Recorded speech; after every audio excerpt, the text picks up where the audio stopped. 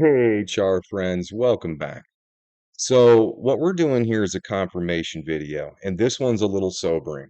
So, before we get going, I want to orientate you to what we're going to be doing here. So, when you look at this graph, what I've done is I've actually kept the end of day two and connected it to the day three predictions. So, in the last 24 hours was the day three predictions.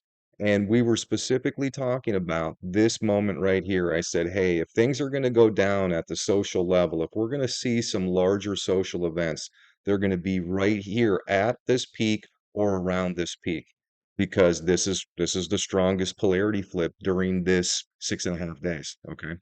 So kind of a big deal. And what happened here in the last couple days was exactly what was predicted. A bunch of mass shootings. In fact, it made the local and national news about how busy mass shootings actually were this weekend, and we've got five that we're going to show or run through here. Now, I don't know if there were more out there. It takes a couple days for this data to come up. Where we got the data for all of this that we're about to share is the gunviolencearchive.org website.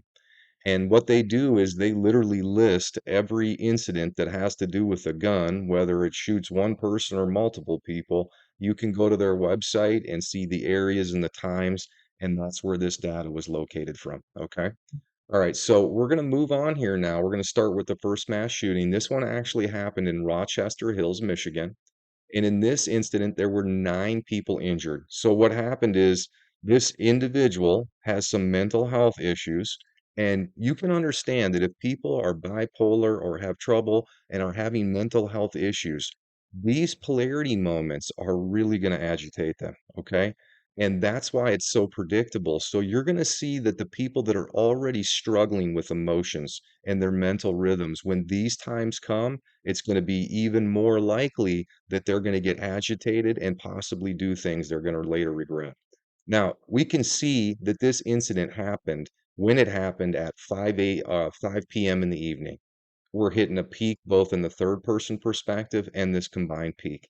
Now, this one surprised authorities because there was really no motive. They thought this to be random. And now that you see the unseen pattern, there's no such thing as random. This is organized chaos, and understanding how chaos is organized is going to allow us as individuals and communities to start to stabilize going forward here in the future. I don't want to see people going to hang out at a splash park with their kids have to worry that someone's going to come up with a gun and start shooting, because that's exactly what this one was. Terrible incident. I'm so sorry that people had to endure that. Let's keep moving here. All right, the next one we're going to talk about happened in Round Rock, Texas. There were 14 injured and 2 killed in this mass shooting. This was a Juneteenth celebration, and it was just a bunch of people, and tension started to get up. And look it, we're getting real close to this peak now. This peak happens here at about 2 a.m. their time, and this is just after 11 p.m. And you can already start to see here. It's starting to build in the third. There's a peak starting here at the third, and again, we're real close to this area right here. Very unfortunate when we have these celebrations. They should not have to worry about people pulling out guns and starting to shoot. All right, let's keep moving here. All right, the next one we're going to talk about is in Pine Bluff, Arkansas. 3 injured, 1 killed in this mass shooting. Not a ton of information on this one. It happened in a parking lot, in a recreational parking lot. Some people were together. There was a conflict or an altercation. And again, another mass shooting right around this time that we predicted. Okay.